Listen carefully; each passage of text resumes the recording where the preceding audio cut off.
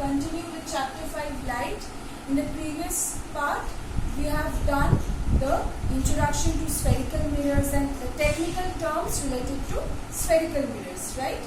So now today we will learn about what are ray diagrams and why do we draw them, and the different rays, important rays we need to know before we start drawing the ray diagrams, okay?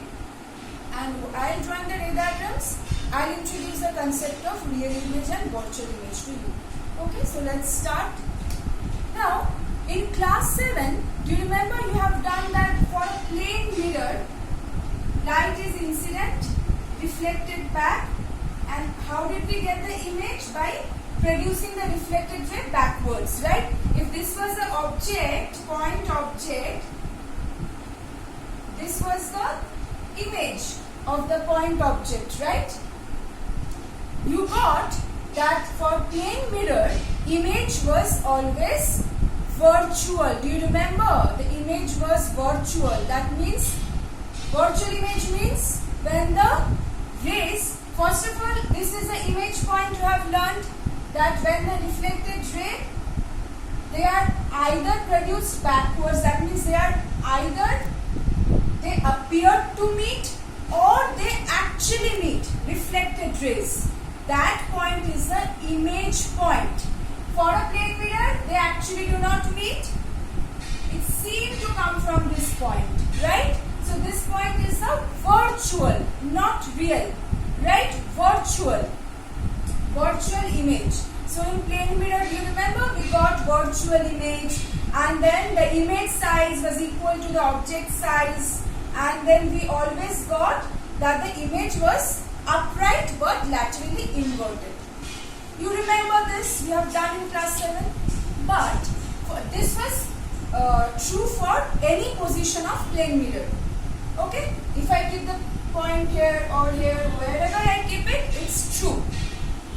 And you got lateral inversion also. I have shown you how objects get laterally inverted in class 7. Now, for spherical mirrors, you will find that for different positions of the objects kept in front of the mirror, you will find the different positions of image as well as different characteristics of image. Then how will we know, how will we study the different characteristics of image formation for a spherical mirror? For that, we have ray diagrams. Ray diagrams means simple diagrams used to illustrate the image formation by spherical mirrors. Okay? So what is the diagram which we use? Ray diagram. Okay? Using, say for example, if this is the, I hope you remember, this is the, when this side, outer side is polished, inner surface, reflecting surface, which type of mirror? Concave mirror, and inner side polished, outer side reflecting, that means convex. Pole of the mirror P, you remember? Pole of the mirror P. Then the center of curvature, you remember?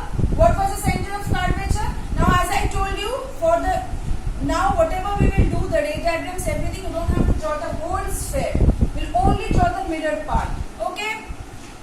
It was a geometric center of the spherical mirror. Here also we will have center of curvature. Okay? What is F?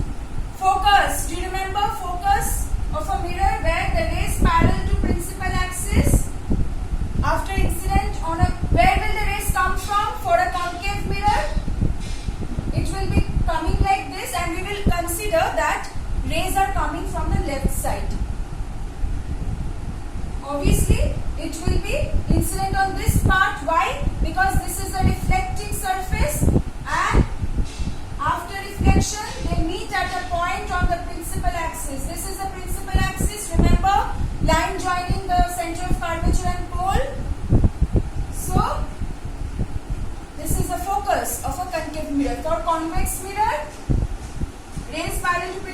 axis after reflection, they seem to come from a point on the principal axis known as focus. Remember, what was another relation? What is this? Distance between pole and focus, focal length, small f. Distance between pole and center of curvature, radius of curvature. Do you remember? This is always half of this. So if I take CP, say I will draw a 10 centimeter line and I have drawn, say, the mirror head. From this part, when we will draw a diagram, say at 3 centimeter, I am taking the focus from pole. Where will I keep the scale again to draw the center of curvature? On such that this is again 3 centimeter. That means from here it will be 6 centimeter. Right? Because this is always double of this. That means this is always half of this. We will take measurements like that. Okay? So, you will find that we will take objects for ray diagrams like this. Okay? We will take objects like this. We won't draw anything like your face or my face. We won't do all those things. We will simply take object, linear object like this. Okay? These are the objects with the arrowhead, and we name it, say A, B. A, B. Okay, and these objects are placed perpendicular to the principal axis. You won't draw the object like this. Wrong. Have to draw like this. Okay? And you tell me, if this is the object and I get this as the image, is this erect image or upright image or inverted? Inverted. Obviously, if we get image like this, this is erect or upright. Same. If this is A, this is B, this is A, this is B. This is erect. This is called erect image or upright image. Just like if you hold your face in front of a spoon, last day I have shown you the portion which is carved inside, you will find that you are, for the one which is actually, say, the spoon, the part where you have bulging outwards, you will find your erect image. That means,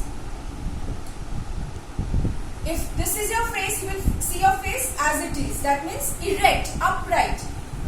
So, A, B. We will name it A dash, B dash. If this is the object, AB, we will name it, we will give a name AB. Image, we will name it as A dash, B dash. What about this one? If we get the image like this, what will it be? Upright? No. See, it is inverted. Inverted image.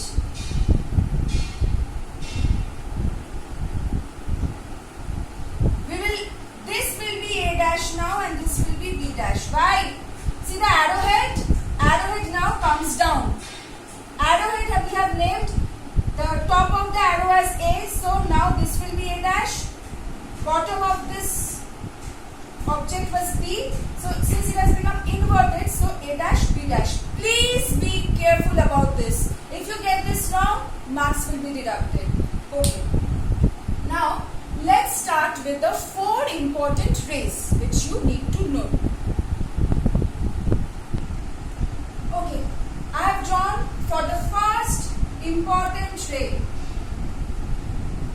Okay, you will find it under construction of image using ray diagrams, the 4 different important rays which we need to know before we start drawing the ray diagrams for different concave and convex mirrors. First one, I hope don't mix them up. For concave, see FC on the left side. Obviously, if this is a reflecting surface, this will come to the left side. For for convex, FC to the right side, because this is a reflecting surface, and you will find that the rays will, for convex, what happens? They appear to meet. So focus. I hope you now it's clear to you which one is of which side will be the focus and center of curvature and pole. Now, first ray. Any ray which is passing through the center of curvature, any ray passing through the center of curvature, incident ray passing through the center of curvature will be reflected back along the same path. Any ray passing through the center of curvature will be reflected back along the same path. Another important thing, please don't forget to give the arrows. Very important. This arrow means the light is going towards the mirror. This is the incident ray. This arrow means, what does this arrow means? It's coming from the mirror. That means reflected ray from the mirror. Arrows very important. What will be the case for convex then? Any ray, the incident ray which seems to move towards the center of curvature, seems to, okay, will be reflected along the same path. Got it? See, because if this is a reflecting surface, it won't go beyond the reflecting surface to this. We produce it backwards. Why have I given this lines like this dashed lines? Why? Because this is actually the light ray is up, it will be incident up to this. This is the reflecting surface. Afterwards it will be reflected back. Then why have I given this dashed lines? To show that if this ray, this is the direction of the ray which actually is towards the center of curvature. Okay? That's fine. Fine. You will also give lines like this. Done. For the first case, done. Next one. Okay, so the second one.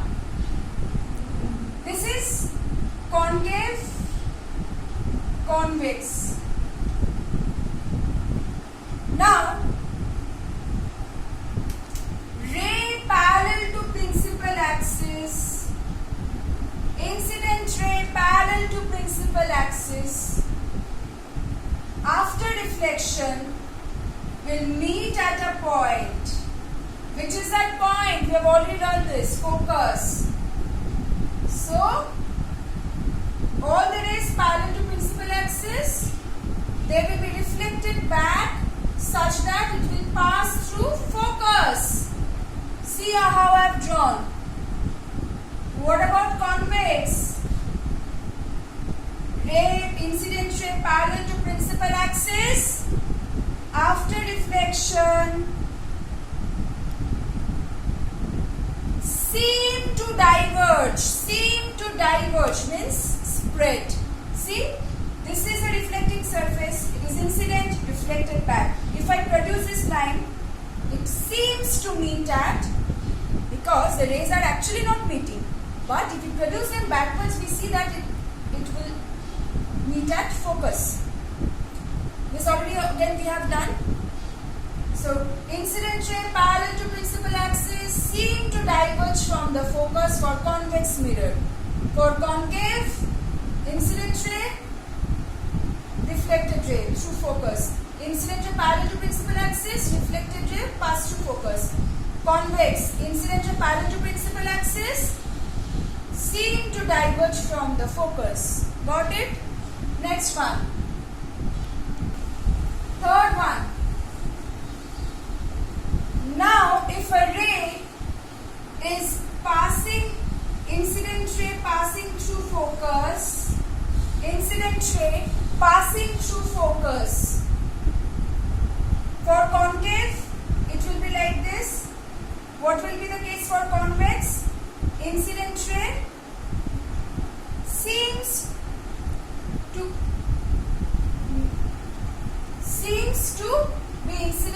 focus, right? Because actually, again the same case. For convex, you will find that this is a reflecting surface, so it won't actually go beyond this. But if you produce these lines, that's why I'm shown by the dashed lines. Incident ray moving towards the focus. Incident ray passing through the focus. Concave, convex. After reflection, parallel to principal axis. See, parallel to principal axis. Incident ray, reflected ray. What will be the case here? Reflected ray. This also parallel to principal axis. Property remains same. Just the diagram a little bit different. Okay? Passing through focus, moving towards focus, parallel to principal axis after reflection. Parallel to principal axis after reflection. Got it? Okay. And then comes the fourth one. A ray incident at the pole. Ray incident at the pole after, what will be the angle of incidence then? This one. See, this is a normal incident ray angle between them. How will it be reflected? Just following the law of reflection. No special case.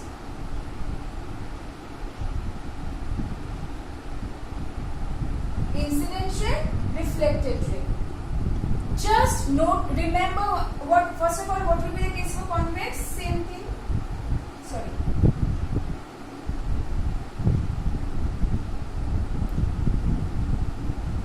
Incident ray, reflected ray. Okay.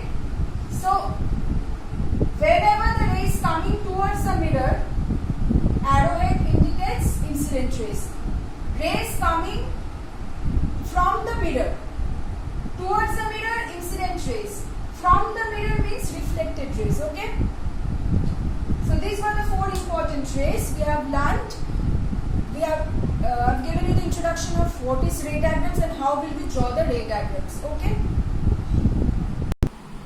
Okay, let's first do one image formation by convex mirror. Only one diagram you have. So let's do this then for today. I have first taken, can you see the line? What is this line? Principal axis. I have taken this to be, see, 10 centimeter. I have taken this 10 centimeter. You can also take 10 centimeter. Then at 4 centimeter mark, I have marked this point as P, pole, and then I have drawn this. Okay, P. Now you can draw this at, you can even draw this at 3 centimeter also, that's up to you. But if you want to follow what I have done, then do it like this. Okay. Now, say after drawing this, I have marked P, pole. Now I have taken from pole at 2 centimeter, I have marked focus. Then where will I mark the center of curvature? Again at 2 centimeter. That means if PF is 2 centimeter, PC will have to be 4. See? PC is 4. Can you see? PC is 4, but PF is 2. So, PF is 2 centimeter I have taken and PC is 4 centimeter. I have drawn from P measurements. Now this is my object. I have kept it at any place. Obviously on the principal axis, don't draw it here.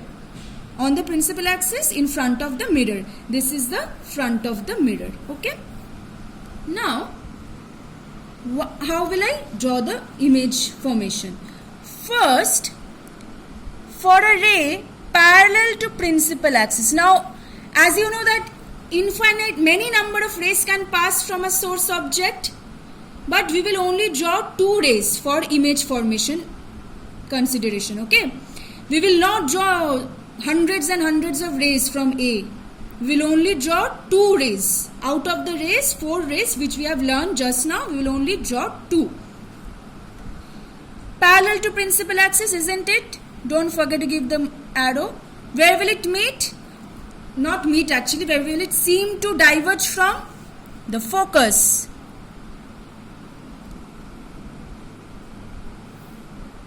And I will extend it. Understood? How have I drawn? Right?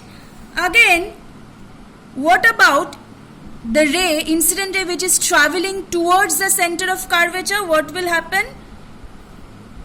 Towards center of curvature, I have shown this dashed lines here because it's a convex mirror. Towards, it's traveling towards the center of curvature. It will be reflected back along the same path we have learned just now. The intersection point of the two, see the isn't this the intersection point? Obviously, two lines are meeting.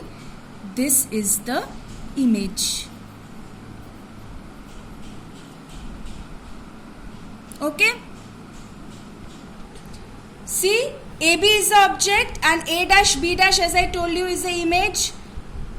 Now the image, characteristics of image, is it real or virtual? Virtual. Why? Because see, they are actually not meeting. We are giving this dashed lines means they are produced backwards, these rays, to meet at F and C. So, virtual image is formed. Now, is it erect or inverted? Erect. That means, notice that virtual image is being erect image. Okay. Again, is it enlarged? Is the image greater than the object or smaller than the object? See, I have taken this as 2 centimeter while drawing. Okay, you can also take it as 2 centimeter. See, it is being diminished. Smaller. Diminished means smaller than the object. An image found between P and F. All these points you have to mention. So let's skip the class up to the image formation by convex mirror.